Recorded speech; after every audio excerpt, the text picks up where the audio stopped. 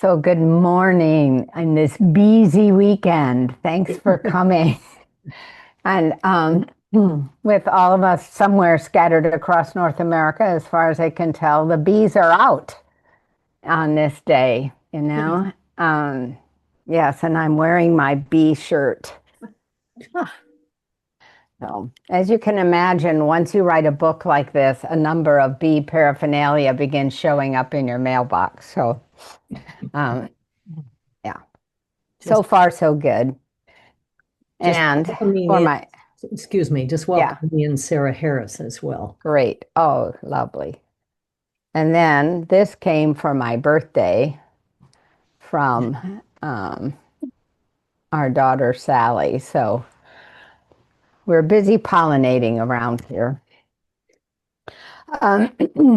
I just kind of wanted to start off talking a little bit about the real life background for Leo Cooper in the book, which is Leo Baldwin, my grandfather, a bit. And then I would love to do a little round of what intrigued you in the way the bees are presented in the story and kind of go back and forth from there.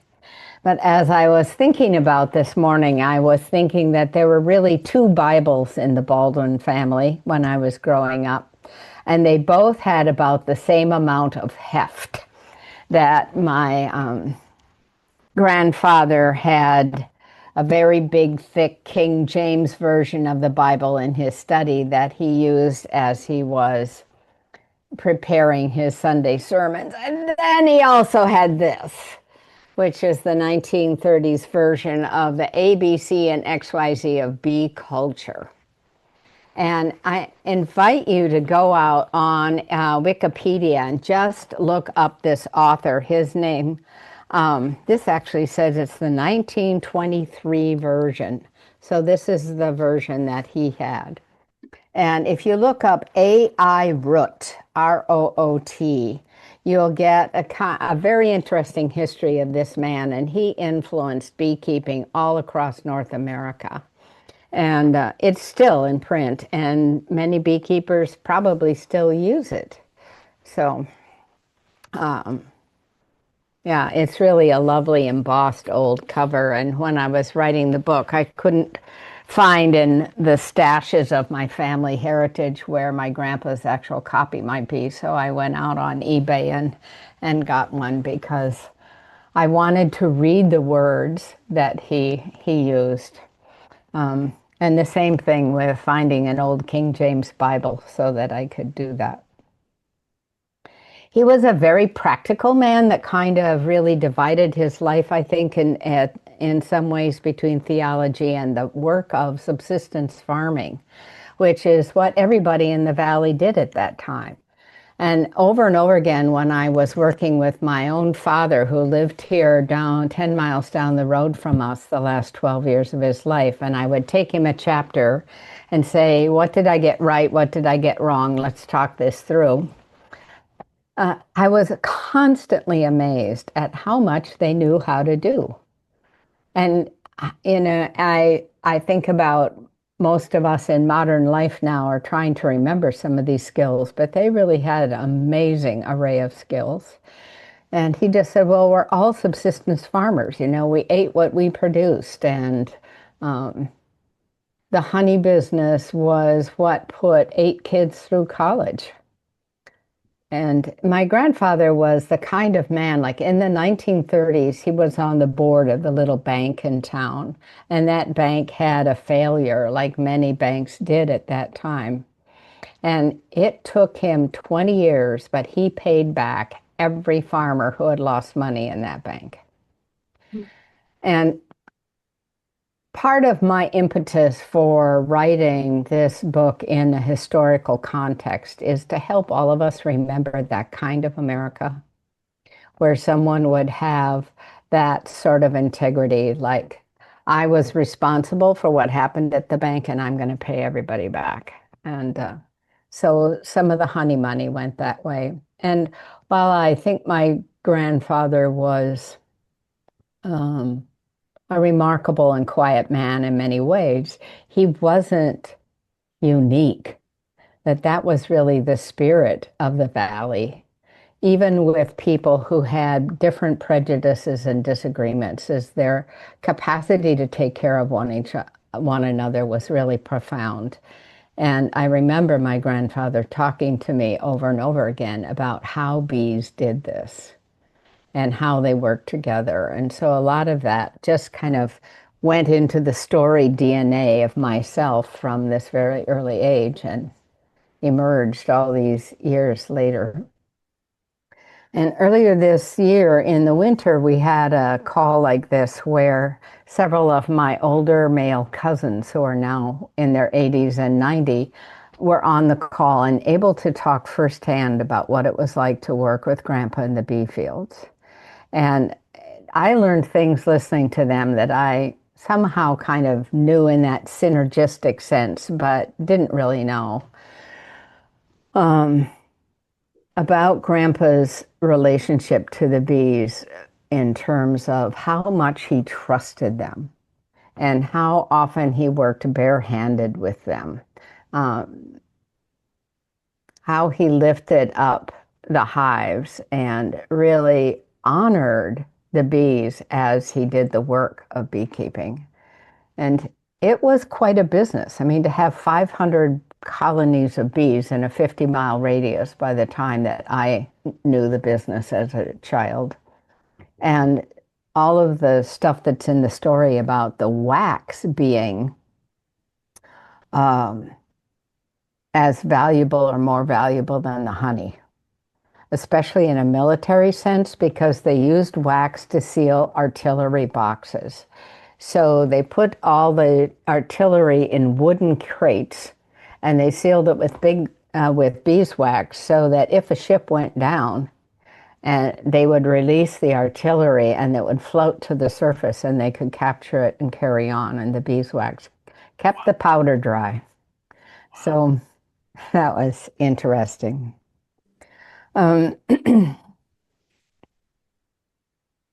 The so even as the story was flopping around for a number of years and how it was going to take shape and what it was going to actually become, the character and presence of Leo Cooper and his relationships to the bees was always the maypole that I was dancing around as I figured out the plot. So he was the first to come. And the other thing I want to say about that is on the day he died, on the day my grandfather died at age 90, I was in Switzerland on a summer, one of those hippie hiking trips through Switzerland. And I remember I was lying in bed in a little hostel somewhere high in the Swiss mountains, and I heard him call my name. And he had the most distinctive voice because it was so hoarse from all those years of speaking into churches with no microphone. And I've never heard a voice quite like that before or since, but it just went, Chrissy. And I opened my eyes and I saw his face at the end of the bed, just like, and then poof, he was gone. And I went downstairs and talked to my friends and I said, I think my grandpa died. Right. So, and then in those days, you didn't find out right away, right? So here I am on the other side of the world. So it was actually a couple of weeks later that I found out that that was so. And I think that seeded in me a sense that the bees, I wanted there to be a magic element in the story, an unexplainable element. And so I began researching what are bees beyond these little producers of honey, right? And that's when I sort of stumbled across this whole history of bee shamanism that in the West goes back to Greek mythology and the Milesai, but it also comes out of Africa and the worshiping of bees in Africa. And there are bee goddess figures in Mesopotamia and other things. So people, wherever honeybees have existed, people have really understood there's something unique about them. They're not just bugs. And they're not just bugs that produce honey. They are a society. And that began to really fascinate me. So what I'd love to do is just one at a time, just put yourselves off mute and just tell me what fascinated you a bit about the bees, and then we'll just design the conversation from there. So I'll take a few notes so we can just follow that talk. I Hi, Bonnie. um I was fascinated by the towards the end of the book how the bees excuse me just showed us how to live in unity. And Mm. it was just, I mean, it was like I was stunned when I read that, because it was just like, that is so cool. I love that. And I I had sent you a picture about how I was inspired to make a clay piece out of Mhm. just bees, because Mhm. it was wonderful. Thank you. Okay, we'll pick that theme up. Thank you, Bonnie. Anyone else? Yeah, Catherine. Yeah, one of the things that I really resonated with was the idea that they were part of the community. They were like the neighbors. They had their own, home and their own work. And I discovered that I have a lot of ancestry from Cornwall. And in the novels I would read about Cornish people, they would always tell the bees. Mm-hmm. And Mm-hmm. in my garden, I tend to have a lot of wonderful, gentle bumblebees, and I find myself talking to them. So it was wonderful to read about that relationship, deep relationship with the bees, and was so respectful. Thank you. When they start talking back, let me know. I will. I will. Anyone else? Sarah Harris? Um, when I was a sophomore in high school in 1964, 1965, what all the students had to take was the Cooter preference test. And it was a test where you would get told what your likelihood for certain professions would be. And I was really looking forward to that. And mine came back with number one, beekeeper. And I was humiliated. Oh no. Yeah. I had no idea. Like other people were getting lawyer, doctor, teacher. Mine came back as beekeeper, and I had no context for it. I was very embarrassed to tell anybody that mine came back as beekeeper. I had no way. And so years went by and I never thought about bees. And then maybe 20 years ago, I met someone who was a woman who people would call on when a hive needed to be moved, Mm. and how the people go in and gentle the hive, how they Mm-hmm. move it, and the sound of the hive. I'd never heard anything like that. So I became more interested in bees. And then I knew another woman who planted an entire garden completely dedicated to bees. And she was reading a lot about the Melissa and the shamanism. And so when I read so these things have kept coming up over the years. And then I thought at one point I'd like to have hives, but I don't have a lifestyle that really Mm-hmm. that. And so when I read in your book how the bees informed her and so forth, and my heritage is pure Celt, both sides. Mm-hmm. It just resonated so deeply, of how this intelligence of listening is in our DNA and how much we have forgotten it. Uh, Mm. so I just really appreciated how that wove through your book in such a magical yet grounded, real heritage way. So maybe I have to revisit what beekeeper meant when I was 14. Yeah, that's lovely. Thank you for all that. I Yeah. loved it. Yeah. Jeannie Guy? I love the whole idea of seeking the wisdom of the bees Mm. and listening to them. And it makes me think of a phrase that a very wise woman gave me once was to move at the pace of guidance. Mm-hmm. And I think that's what the bees did Mm-hmm. in Yeah. the story. I really, really appreciated that. Thank you. Thank you. I just had a very current experience, I was out in the backyard mowing the lawn. And as you know, we're surrounded by rhododendrons and they are in full bloom right now. And I was walking close to them around the edge with the lawnmower, and the sound of the bees in the flowers was louder than the lawnmower. It's an electric lawnmower, it's not that loud. But I turned it off and I just stood there in front of the rhododendron and watched how busy Mhm. are moving from flower to flower. And I had, as a child, I grew up with a fear of bees. I was stung in a baseball game of all places. But that experience of standing there and feeling perfectly safe and appreciative of what they were doing. Yeah, It was an amazing experience. good, And good. it did that. The point that I wanted to make was it brought back that one scene in the book where Moira was going into the field with Leo for the first time Hmm. and how she reacted to the bees. Yeah, That helped my experience. Yeah. yeah, good. Thank you. Ellen, Sloan. Oh, Sloan and then Ellen. The context for my comments are living on the farm during the summers with my grandfather in upstate New York. And those were very, very important years and relationship. And the one thing that I do remember in that context is being 2 summers being stung by bees, Hmm. and my grandfather nurturing me and taking care of me and how helpful that was.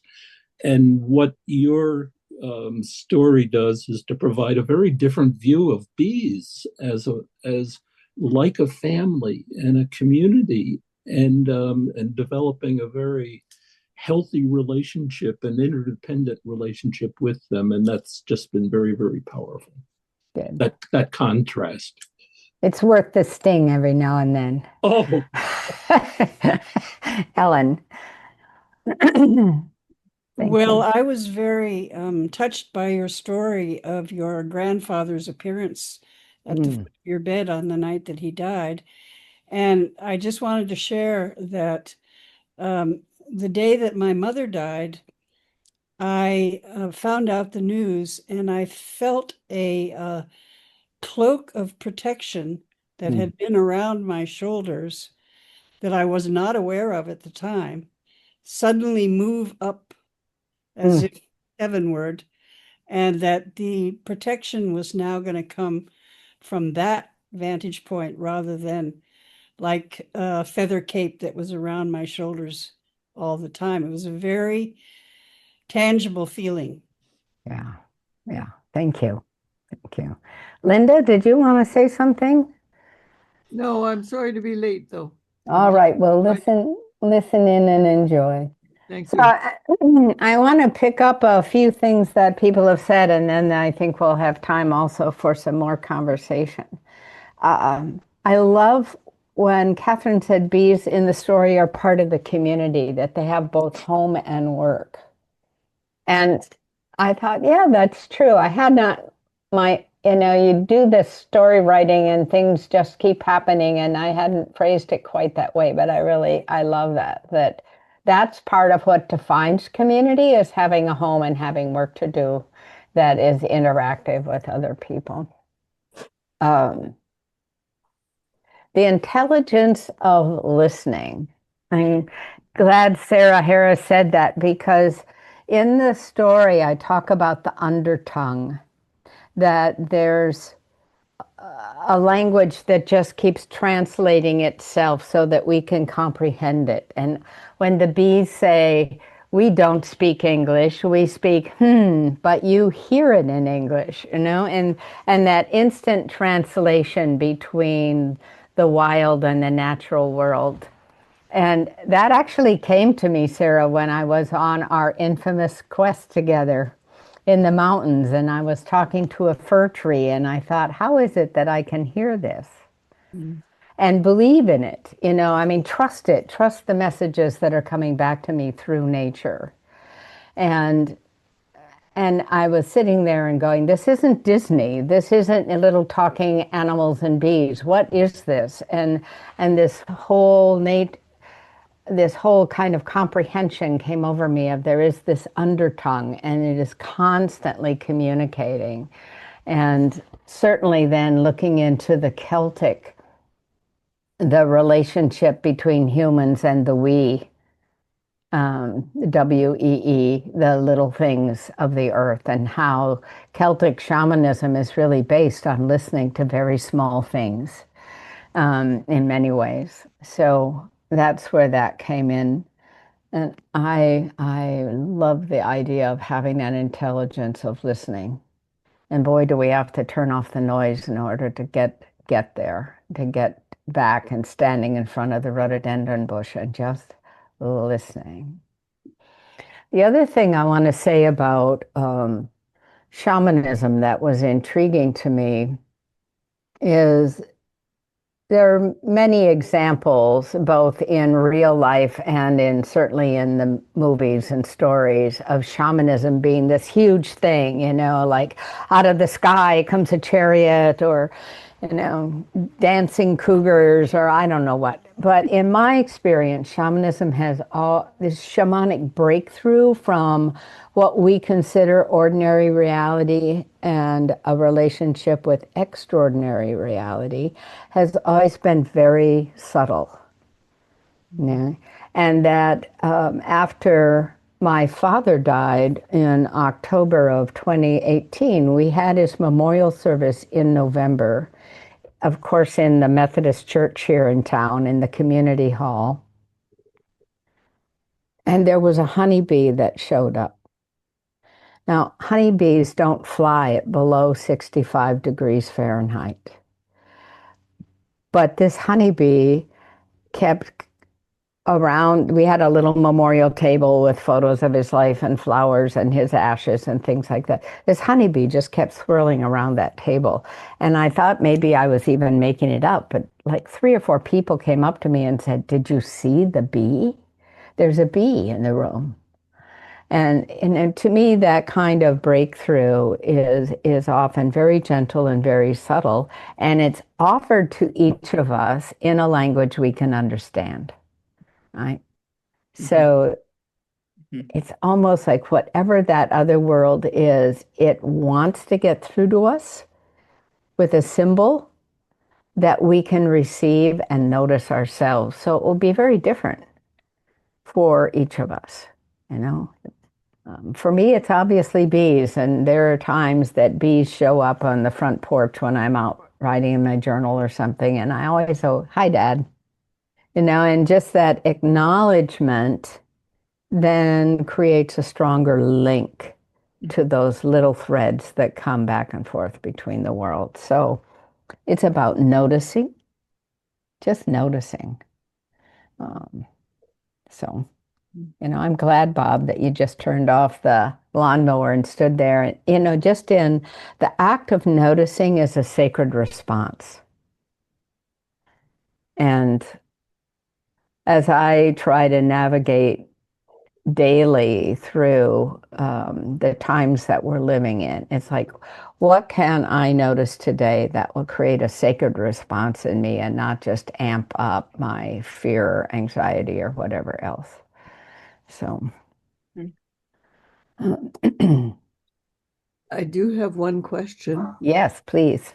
Do you have any resources that you would recommend referencing Celtic shamanism?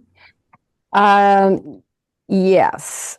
I mean, I think out there, if you want to focus on the way of the Celtic shamanism in relationship to the bees, this is the book that I really used, and it's The Shamanic Way of the Bee by Simon Buxton.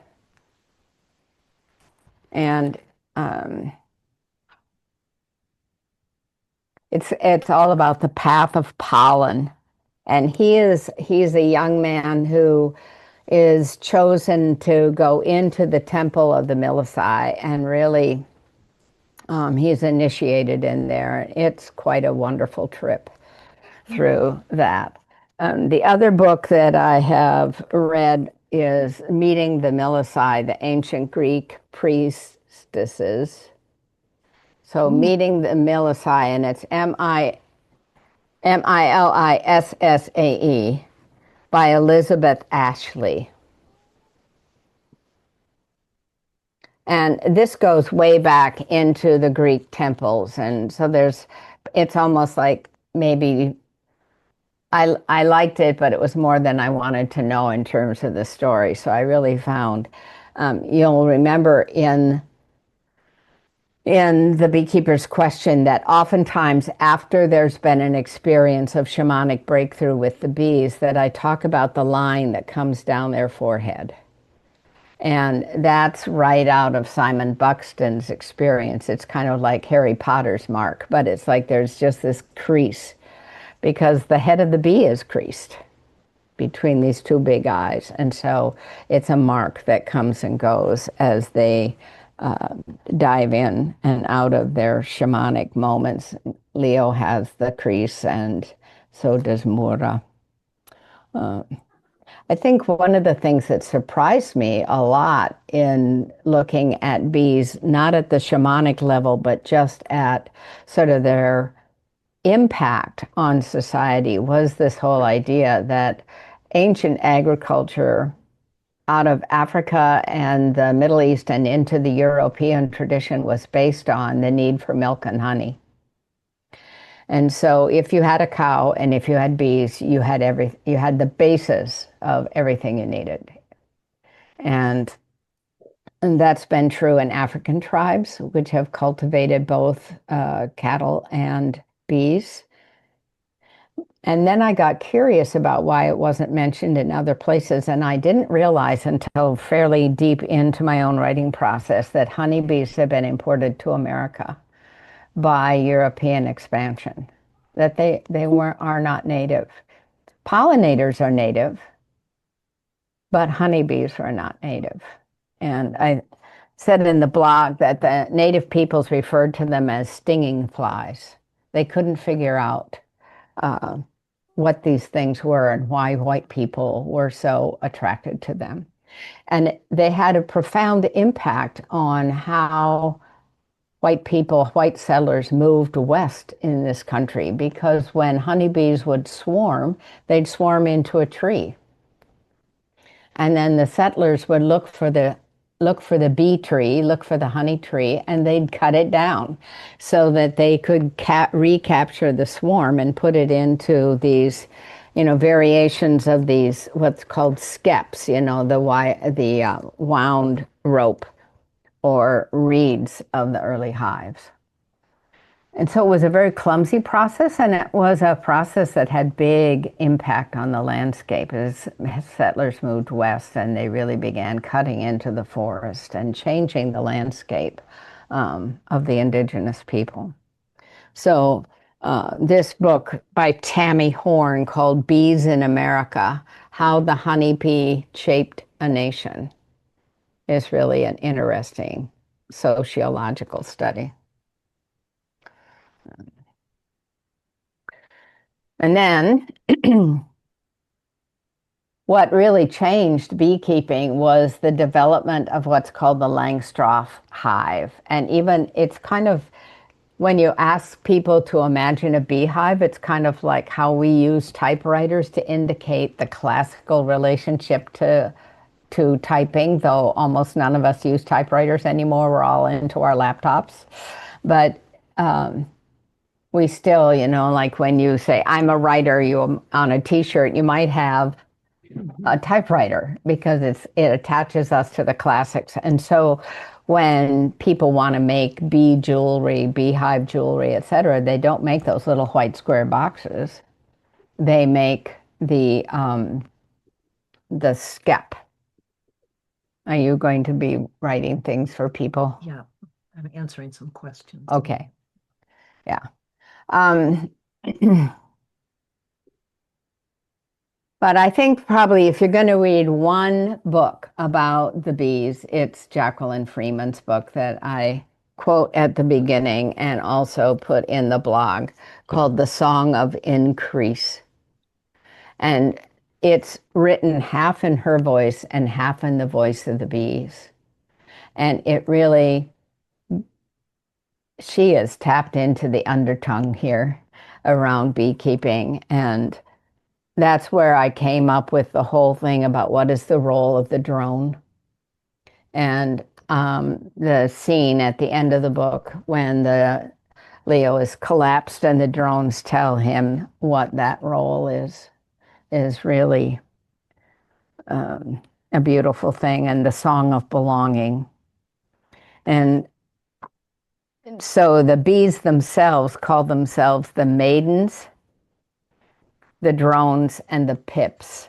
And the little pips are the larva and the pupa that they tend, and how the maidens, like this is the role of many women in a society and culture, is to pass on the practical things you need to know about yourself and the place you're going to take in community. And then the drones sing the song of being. The drones sing purpose and what the bee's place is in the spiritual aspect of the world. So, Thank you. Other questions, comments?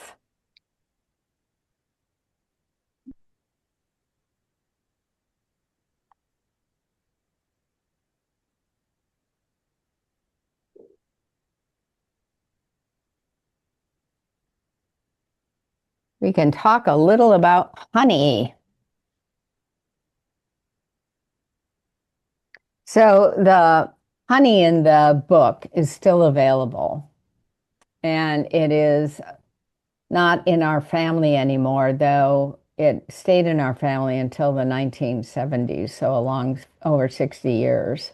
Several generations of our family ran Baldwin and Sons Beeline honey. And then when I say it's still available, what I mean is that the corners of the alfalfa fields that I reference in the book are little land leases that are leased to the beekeeper. And so the hives are still on those same corners, and the fields of alfalfa are still there. And so it's called Montana Wildcrafted Honey, Treasure State Honey. And I will, if you just look up Treasure State Honey, it'll pop up. And I've loved having this honey to eat and put in my tea while I was writing, and to just be able to taste the book. I have little tiny jars that I sell or give away at book signings that have been relabeled Cooper and Sons honey, because I've had an artist redo that label. But So Christina, I'm going to interrupt you for a minute. There's a message in the chat that perhaps R.A. Sherwood and Linda Riley both had questions or comments earlier. I want to honor right.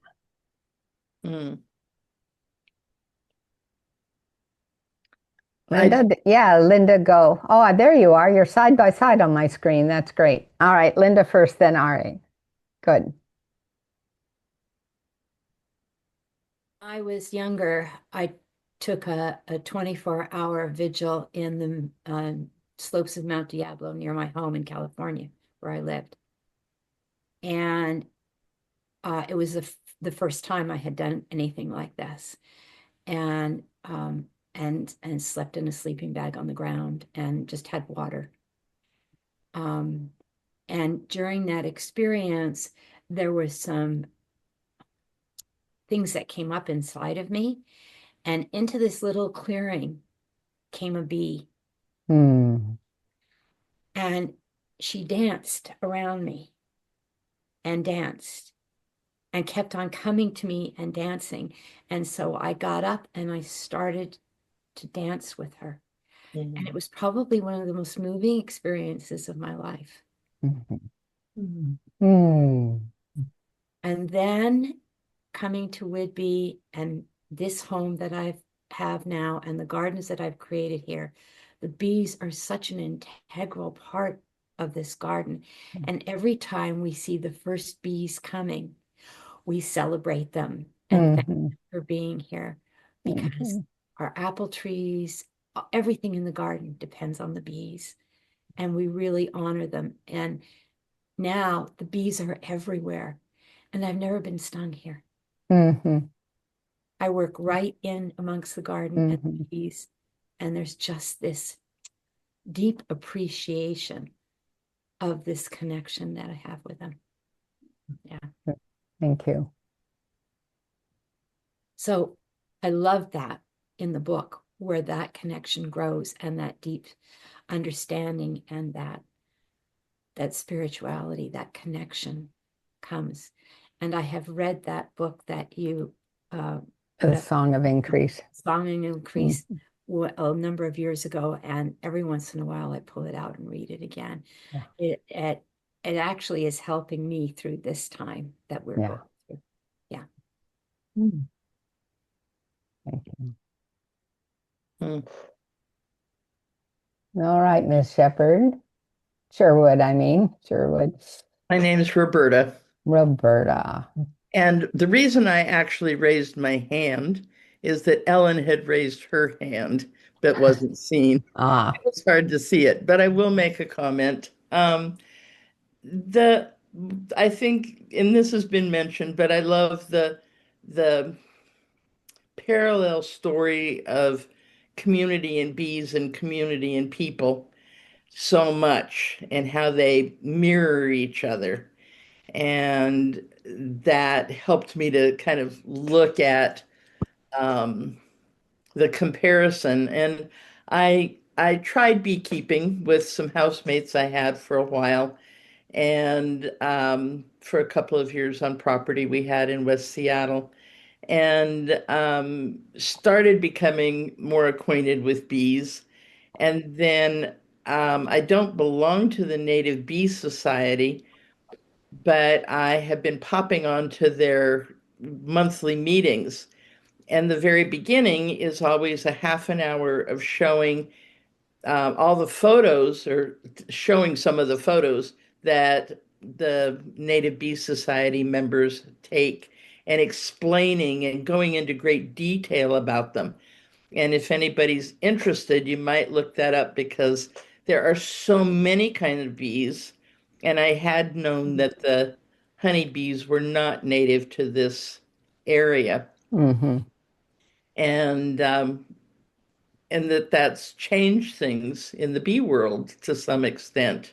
But anyway, I think it's a great resource, and I've had great fun at looking at so many kinds of bees, itty bitty tiny ones, great big ones, all different colors, and the teeny tiny separate distinctions that make them a separate, I don't know if it's a species or subspecies or what, but they're quite amazing. So anyway, mostly I don't know if Ellen still has something she wants to say, but I wanted to. Thank you, Roberta. Yeah. Did we catch what you wanted to say, Ellen, or?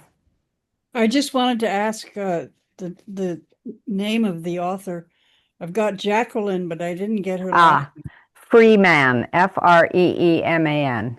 Okay. Jacqueline Freeman. She's down in southern Washington, actually. Thank you.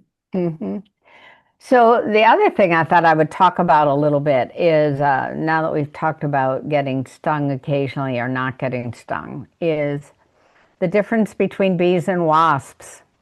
And 90% of the time when people say, oh yeah, I got stung in my yard, that a bee stung me, it's not a bee.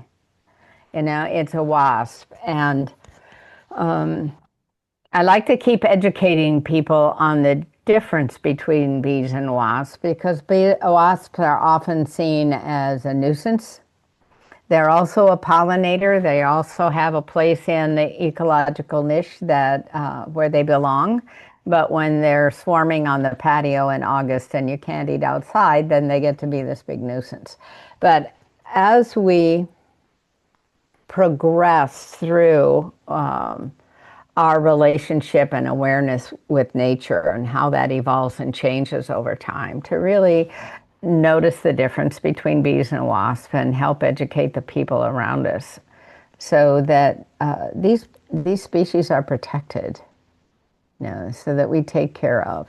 And there are, I think, as I realized how big a business the Baldwin and Sons beeline honey was, it still was a very localized business and lived in basic harmony with the ecology in which my family was working the bees. Now you get these bees that are put on huge semi-trailer trucks and carted around the country so that they start, there's a huge bee supply thing going on in the Northeast, and they drive south and they start pollinating in the early spring as the south blossoms begin to wake up. Then they're driven all the way across this country and they just are used. I mean, they're like slave labor, and they're just used and used and used to pollinate the food sources. And they end up in the almond fields in Arizona and California. And on an industrial basis, they are not treated well. They are not treated as beings. And so that to me was wanting to honor the spiritual capacity of a bee in this story was very important to me, so that people go out in the garden and see them differently and don't just hit the spray can. And that we begin to take a look at how to rehumanize and sacralize our relationship to how our food is produced and who produces it. Because we before the human hands can grab the fruit, the bee has had to be there. And so I don't want to, it's just part of what we carry at this time, is an awareness of how we need to honor and perhaps change the ways that we consume things in the world. And couple of years ago, there was one of these semi-trailer trucks that turned over on the interstate just north of downtown Seattle. Some of you in the area may remember this, and they had called all these beekeepers down to the highway to try to help. But it really exposed, I mean, there were 1 million bees loose on I-5 and honey everywhere. So, but I hope for some of those strains that they got taken home into the foothills around here and not just put back on the truck. And in that vein, to think about bee community, one of the lessons that I learned in bringing their voice and presence into the story is that it is not an individualistic society. And Leo says this very early on in the book. He says, the queen is the only individual in the hive. Everyone else is part of the hive, and that there's a donation in that society that humanity may be incapable of making because of our need to feel individualistic and experience ourselves as individuals. But it's a theme that I'm contemplating in my own old age as I think about the kind of destruction and reconstruction that we're in right now. That I say in conversations in my community, my personal survival is not the most important thing here. What is the most important thing? That we protect the children, that we protect the climate, that we protect the environment, the bees, whatever. But as long as we only think my personal comfort, my personal survival is the highest aim of my action, then we're not living like bees. because bees are totally in the donation for the hive. And over again in the book, they tell Mora, we are the unity, you know? And after there's a scene in the garden where Mora is mourning the death of her neighbor, Ralph, and the bees can't get it. It's like, why are you so sad? You know, and she can't understand why they're not sad. But I try to hold both elements in myself, both regard for my life and for human life, but also regard for life in the midst of the wholeness of it all and the comfort of that. I don't think the bees die of regret. So,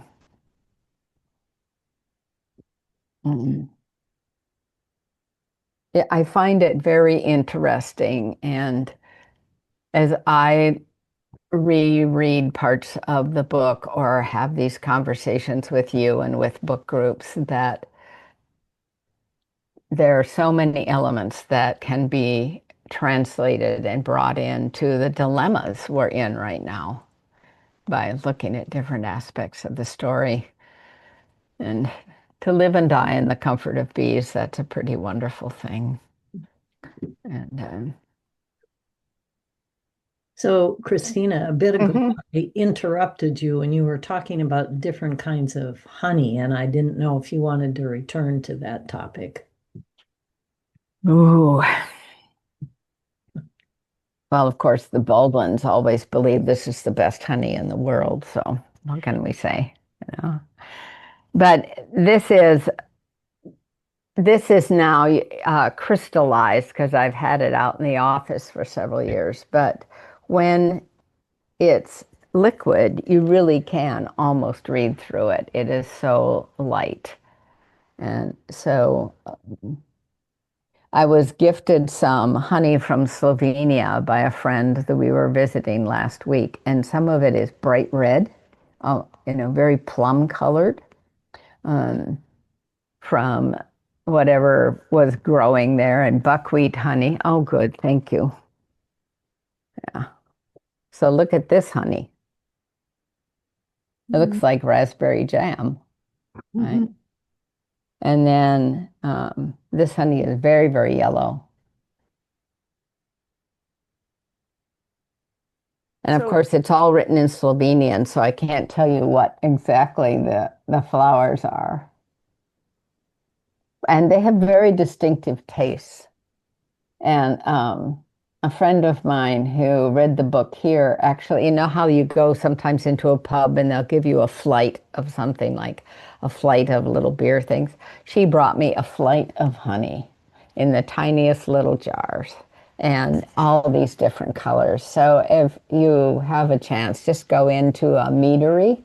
There are several meaderies here on Whidbey Island, and they sell both mead and honey. And you just do some taste testing and have fun with it. My father always liked buckwheat honey, which was brown. I mean, it's so dark. And so my parents had this little thing. If my mother got up first on Saturday, we had pancakes with Baldwin honey. And if my dad got up first, we had buckwheat cakes with buckwheat honey. So I got to taste both.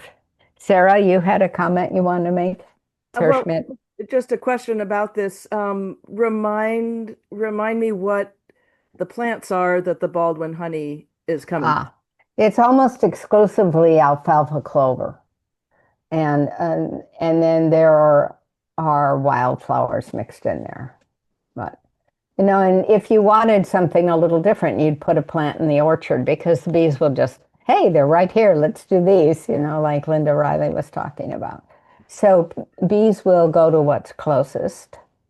A lot of the honey on Whidbey it's really a mixture of blackberry blossom. But you'll see, like at the farmer's market, it'll say blackberry honey.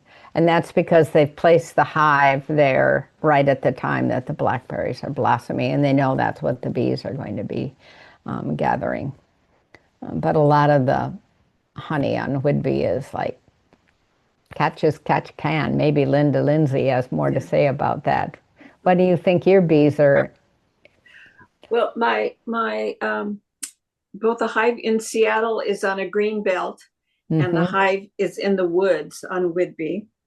And my son is a sommelier, so we trust his descriptions of it. And a lot of our honey is arboreal, is from from the trees, and it is darker and stronger. And then when we're doing the blackberries, we've had hives with frames of really light honey, and then other frames of darker honey. So we know that those are they're collecting that pollen at different times. So it's pretty, and the nectar, but it's both. Yeah. It is a real mix. And I always had a hard time, unless you have your hive set in the middle of something, how people can say for sure it's that. You know? Yeah. Well, the bees are probably not purists. They're opportunists. Yes. It's like, why fly 3 miles if I am sitting under an apple tree, So Catherine Wilson's raising her hand. Yes, Catherine. Christina, I have a question about, I know we're low on time, but the vibration aspect of the bees' sound interests me a lot as a singer and someone who's been attuned to vibration that way. Or one of the books that deals a little bit more with that vibratory aspect of vibration with the bees. Well, I didn't find a book that dealt with that necessarily. In the Song of Increase, she certainly talks about that toward the end of the book. Okay. But the other place to go is to go out on a search engine. Okay. And just listen to some of the recordings that are out there. And there, I came across one kind of in preparing for this call that has 30 minutes of, claiming that this is a healing buzz and lying in the buzz. And on Jacqueline Freeman's website, there's actually what is a 5-minute MP3 that you can just download. That she calls the Song of Increase. And what she's done is a friend of hers has recorded the bees in that moment of just activity and summer day when they're not stressed at all by anything, and just recorded it. And it's very intense. And I would play it sometimes when I was writing those scenes. But it's not necessarily, I call it the in the story, but it's really not it's it's a very intense vibration. But play around with it and put some earbuds in and really let yourself have it. One of the places that on Whidbey that is very intense right now is under the madrona trees that are in bloom. And the sound emanating through a madrona stand they're busy up there. Yeah. I had the privilege of standing under a blossoming tree at Ghost Ranch in New Mexico. And there was every kind of pollinator I've ever seen, just thousands of them in this tree. And I got to stand in that. So that's what brought it up. Thank you. Yeah. Well, and playing around with D above middle C, and just playing on, going over to a friend's house and at her piano and trying, having a recording of the bees and then playing around on the piano and trying to just get a sense of that discordance and harmony at the same time. Thank you. Yeah. So I think that's a good little dive. I wanted to just ask if people, I want to continue doing this touch-in and wondering if we should take off the month of July or just continue and see who shows up. The next thing I wanted to talk about is the role of letters in the story and in the war. but I know summer is a busy time. That would be probably the 25th or so of July, whatever that Saturday is. So shall we stay on a roll? Yes. Okay. All right.